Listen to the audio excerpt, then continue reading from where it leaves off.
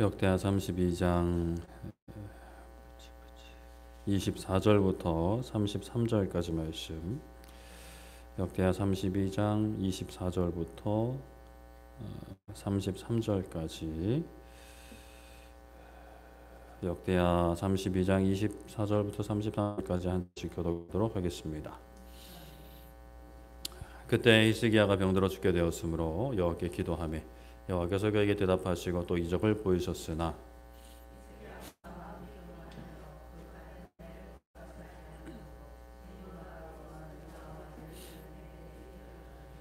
히스기야가 마음의 교만함을 뉘우치고 예루살렘 주민들도 그와 같이 하였으므로 여호와의 진노가 히스기야의 생존에는 그들에게 내리지 아니하니라.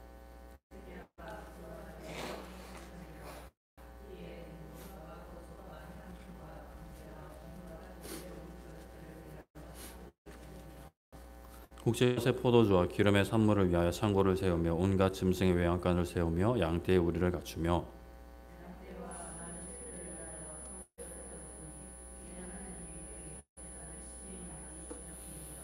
이 히스기야가 또 기원의 윗샘물을 막아 그 아래로부터 다윗성 서쪽으로 곧게 끌어들였으니 히스기야가 그의 모든 일에 형통하였더라.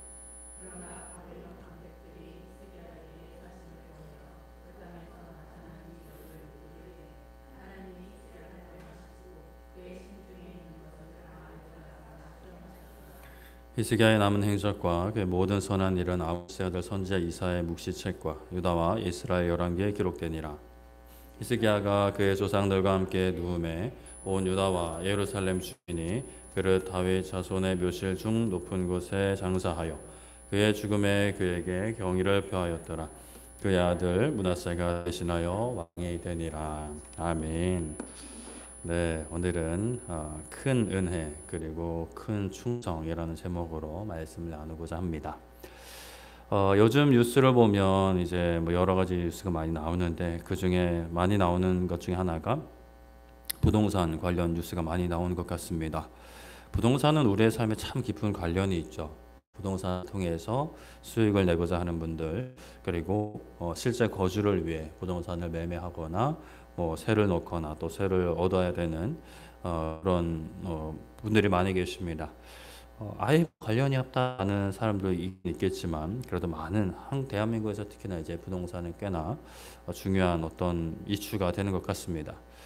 참 흥미로운 것은 이 부동산과 관련해서 속상해하는 사람도 많고 또 웃는 사람도 많다라는 것이 좀 흥미로운 점 같은데, 뭐 이번에도 뭐 정부 대책이 발표되고 뭐 집세 뭐 가격이 뭐 이렇게 막 뭐 요동을 친다고 합니다만, 그렇게 누군가는 가격이 올라가면 좋아하고 또 누군가는 슬퍼하고 또 내려가면 좋아하는 사람이 있고 내려가면 슬퍼하는 사람이 있고 각자의 상황에 따라 다르겠죠.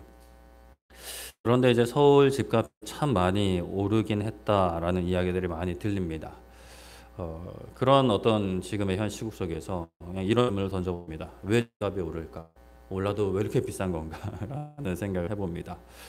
가격이 비싸진다. 그러니까 그 시장 경제에서 가격이 비싸진다라는 것은 사실 뭐 큰 이유, 물론 다양한 이유가 있지만 그래도 가장 기본적인 이유는 많은 사람들이 원하기 때문이고, 그렇게 가격이 올라도 살려는 사람이 있기 때문이에요. 그러면 뭐 파는 사람들 입장에서는 굳이 가격을 내릴 필요가 없는 거죠. 정부에서 여기까지만 파세요라고 규제를 이렇게 딱 때려버리지 않는 한 그냥 뭐 또 내가 진짜 봉사하고 이 나눔을 실천하기 위해서 내가 이 정도만 받겠다 뭐 이런 게 아니라면 그냥 뭐 수익이 늘어난다는데 그거를 마다할 사람은 거의 없을 것 같습니다. 그럼에도 불구하고 이게 집값이 이제 너무 올라가 버리니까 성실하게 일한다고 모으기 힘든 가격까지 올라가 버리니 계속 말이 나오는 거예요. 그래서 사람들은 이런 질문을 던집니다. 집값이 그 정도 하는 것이 맞냐라는 기본적인 질문을 다 하는 거예요. 원하는 사람이 많을수록 가격이 오르는 시장 구조야. 그걸 뭐 이해 못하는 분들은 많이 없겠지만 그래도 이 정도의 가치가 맞냐라는 거죠. 사람들은 어떠한 보이는 사물이든 부동산이든 뭐 사람의 행위든 어떠한 정보든 가치를 따집니다. 그리고 가치에 합당한 대우를 해주기를 바래요. 특히나 무엇을 거래함에 있어서 금전적인 거래를 함에 있어서 그 합당한 가치를 주지 않는다. 그럼 거래는 성사되기 어렵습니다. 우리가 이러한 원리로 하나님과 우리 사이를 좀 생각해 보았으면 좋겠어요. 물론 하나님과 우리 사이는 거래 사이는 아닙니다만, 비즈니스 관계는 아니지만 특별한 관계인데, 일단 뭐 창조주 피조물, 그리고 구원하시는 분, 구원을 받는 존재, 이러한 다양한 설명을 할 수 있는데, 우리는 과연 하나님께 무엇을 받고 무엇을 드리고 있는가? 그러면 그 거래 관계는 아니더라도 주고받는 게 분명히 있는데, 그게 합당한가? 라는 질문을 우리가 깊이 해보아야 합니다. 우리가 며칠 동안 살펴본 히스기야의 삶은 하나님께 잘 드리는 인생이었어요. 성전을 정화했고요, 국가적인 속죄 제사를 드리고 유월절을 지켰습니다. 이것은 하나님께 히스기야 그 왕 그 개인의 삶뿐만이 아니라 이 나라 자신의 나라 전체를 하나님께 이제 돌려드리는 것을 의미합니다. 본래의 주인이신 분께 마땅히 드려야 할 것을 돌려드리는 거예요. 그런데 하나님은 마땅히 받으셔야 하는 것인데, 참 좋은 것은 하나님은 너무 기쁘게 받으신다라는 사실이에요. 그 마땅히 돌려드려야 할 것을 돌려드리지 않는 사람들이 적지 않기 때문이기도 하고, 하나님께서 그 백성들을 너무 사랑하시는 거죠. 우리도 세상 속에 그럴 때가 있습니다. 간혹 너무나 당연한 것을 하는데 칭찬받는 경우들이 있어요. 당연한 모습을 사람들이 많이 하지 않기 때문에. 저도 뭐 이제 아이를 키우지만, 아이가 부모를 보면서 웃는 게 누군가는 뭐 당연하다라고 이야기할 수 있지만 참 잘 안 웃더라고요. 애가 부모를 닮아서 그런지. 그래서 어쩌다가 이렇게 막 무슨 타이밍이 웃는지 잘 모르겠어요. 아직까지 너무 어리니까. 가끔 이제 빵긋빵긋 웃을 때가 있는데, 그러면 참 마음이 즐겁습니다. 하나님께서도 그러실 것 같아요. 우리가 마땅히 해야 될 것인데 그것을 하게 될 때, 그 진작 좀 하지 뭐 이런 식으로 이제 하나님 대하시는 게 아니라 그냥 한없이 기뻐하시는 거죠. 그래서 아수르가 남유다에 쳐들어왔을 때 히스기야와 이사야 선지자 백성들이 하나님께 엎드리자, 또 하나님 아수르 군대를 하룻밤 만에 주시고 그 왕도 그의 나라에 돌아가서 비참하게 죽게 하십니다. 하나님께서 히스기야와 남유다에 엄청난 은혜를 막 쏟아 부어 주시는 거예요. 그러던 날 히스기야가 병이 들었습니다. 그런데 그 병은 낫는 병이 아니었죠. 역대하에서는 사실 간략하게 언급이 되어 있는데 여기에 보면은 더 자세히 기록되어 있습니다. 하나님께서 이제 히스기야가 병들었을 때 이사야 선지자를 보내가지고 너 이제 죽는다라고 말씀을 하셨어요. 그래서 일부러 막 너 죽는다 이렇게 막 겁주시려는 건 아니고, 정리해라, 정리하고 이제 내 품으로 올 준비를 해라라는 그런 말씀을 주셨어요. 그런데 이제 히스기야는 그 말씀을 듣고 벽을 보고 기도하며, 하나님, 제가 하나님 앞에 선하게 행한 것들이 있지 않습니까? 그것을 좀 기억해 주십시오라고 간구합니다. 열왕기는 이렇게 기록되어 있어요. 살려달라는 말은 없는데 살려달라는 거죠. 내가 하나님 앞에 선한 게 있는데 하나님 지금 데려가시는 건 좀 너무합니다라는 의미가 안에 담겨 있는 거예요. 그래서 하나님께서 그의 기도를 들으셨습니다. 이사야 선지자가 멀리 가기도 전에, 성읍 가운데까지 이르기 전에, 그러니까 왕궁에서 성읍 가운데까지 뭐 얼마나 되겠어요? 뭐 그 몇 시간도 안 되는 그 시간에 하나님이 바로 이사야 선지자를 통해 응답을 하셔서 이사야 선지자에게 돌아가서 전해라. 너의 기도를 들었고 15년이나 더 살게 해주겠다라고 말씀을 하셨습니다. 그렇게 이사야가 하나님의 뜻을 전했는데 히스기야는 낫게 하실 징표를 구해요. 그래서 하나님께서 히스기야가 원하는 대로 해가 10도 앞으로 가는 게 아니라 뒤로 가는 거. 앞으로 가는 거야 어차피 갈 거니까 좀 빨리 가는 거 좀 약간 그건 좀 못 믿었는지 뒤로 10도 가게 해달라고 해서 해가 뒤로 10도 이제 빠꾸하는 그런 하나님의 역사가 있었습니다. 사실 이제 히스기야가 행한 선한 일들은 칭찬받을 만한 일들이에요. 그런데 하나님께서 그에게 주신 것과 과연 그것이 비등비등한가라는 생각을 해봅니다. 이미 아수르에게서 구해 주셨고 역대하 32장 27절에 보면 부와 영광이 지극했다라고 해요. 이 땅에서 누릴 수 있는 복들도 그냥 뭐 하나님께서 엄청 부어 주신 겁니다. 사실 이 정도면 히스기야가 이미 행한 것보다, 그리고 사실 앞으로 뭘 한다 한들 그것보다 더 넘치게 부어주신 것 아닌가라는 생각이 들어요. 마치 우리가 가게 가서 뭐 10,000원어치 샀는 막 이만큼 담아주면 이렇게 장사에 남아요라고 할 정도로 하나님이 그냥 막 이제 때려 부어주시는 거죠. 그런데 하나님께서 히스기야의 기도를 또 들으시고 그의 생명을 연장시켜 주십니다. 새 생명을 주신 거예요. 그런데 그 새 생명 가운데 이 참 안타깝게 그릇되게 행하는 히스기야의 모습이 등장합니다. 역대에서는 굉장히 짧게 언급돼요. 25절에 보면 히스기야가 마음이 교만하여 그 받은 은혜를 보답하지 않아서 진노가 그와 유다와 예루살렘에 내리게 되었다라고 합니다. 어떤 교만함이었느냐? 그것은 31절 내용과 연결이 되는데 역대하는 사실 알고 계시듯이 역사적 사실을 있는 그대로 그 정보를 전달하기 위해서 기록된 책이 아니라 포로 후기 기현 공동체에 하나님을 붙잡는 삶에 대해서 그 지혜에 대해서 가르쳐준 그러니까 역사서가 아니라 지혜서이기 때문에 어떤 약간 좀 이런 편집이 있습니다. 히스기야가 잘못한 내용들은 많이 축소되어 있고 순서도 좀 섞여 있어요.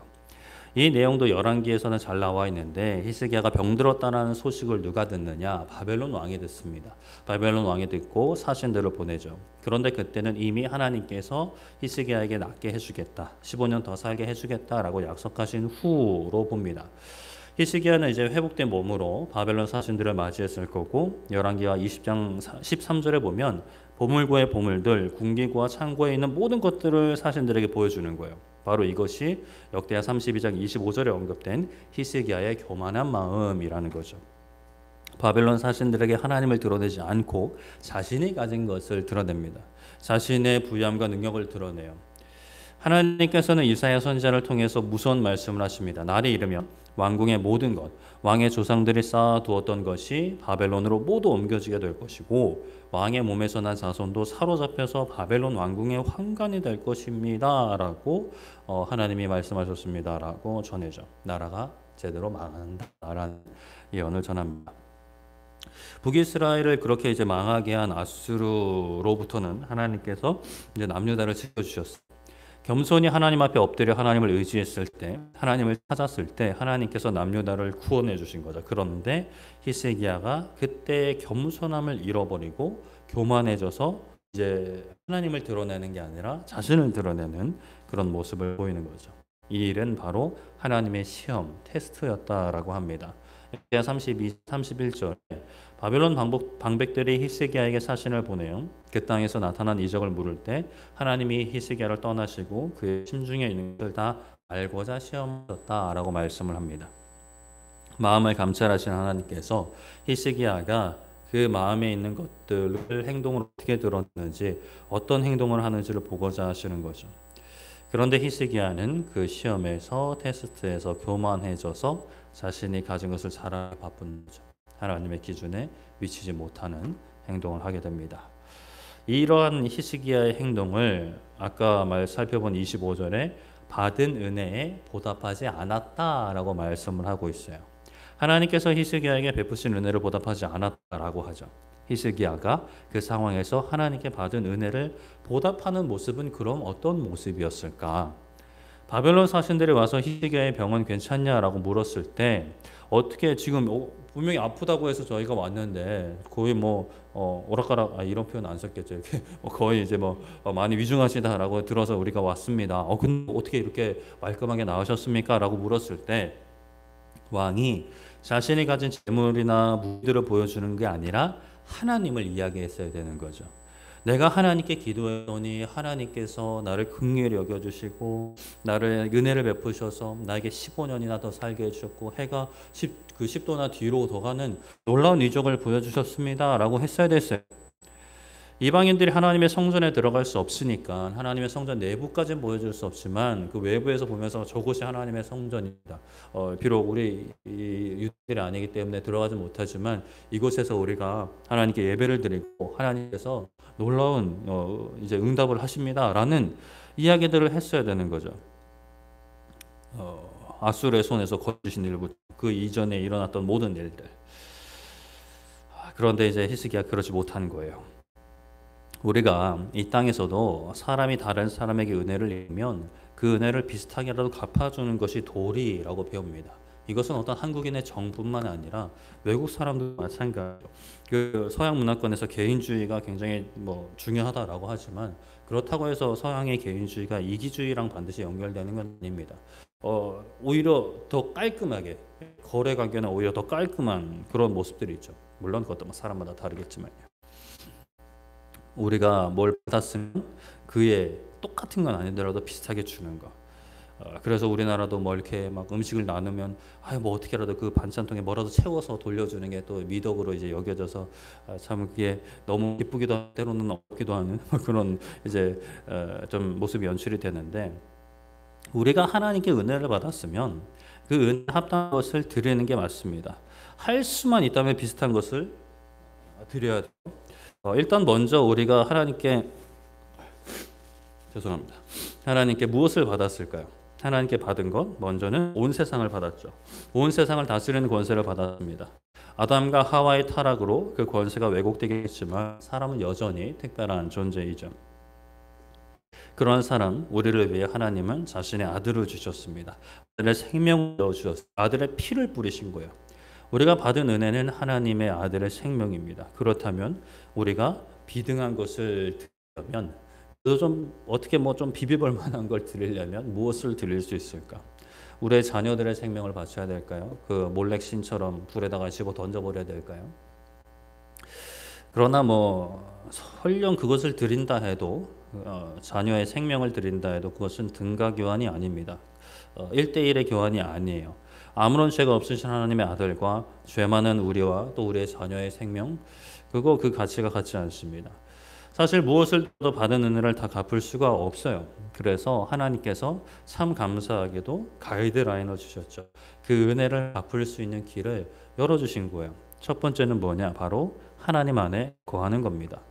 아들의 생명 예수님 안에 거하는 것이에요. 어디 다른 데 가지 말고 다른 신에게 한눈 팔지 말고 내 안에 거하고 내 안에서 영원한 생명을 취하고 누려라 라고 하셨어요. 사실 이게 뭐 갚는 건지 더 받는 건지 좀 모호하긴 합니다.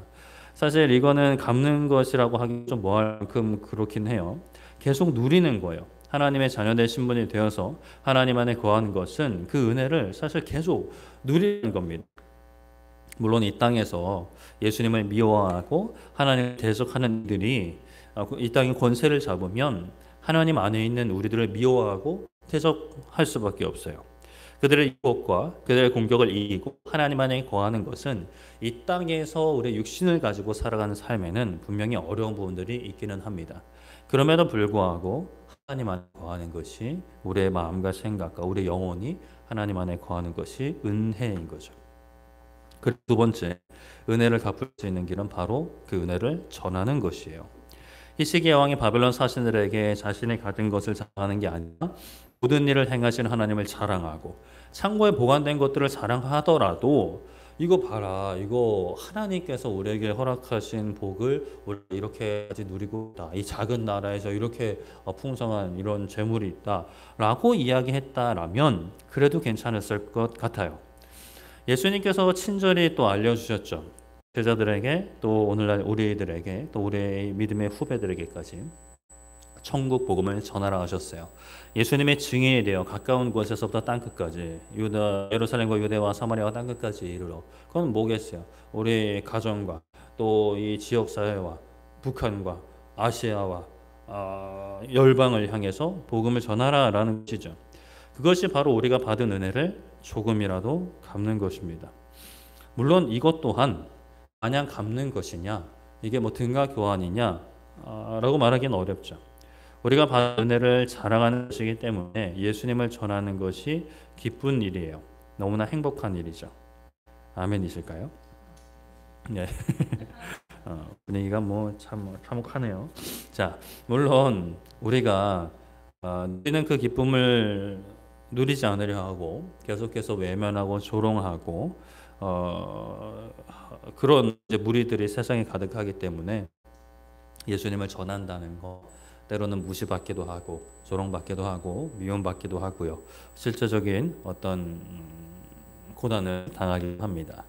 그 부분은 힘든 부분이 맞아요. 힘들긴 합니다. 그러나 예수님을 알게 된 것이 사실 너무 행복한 거예요.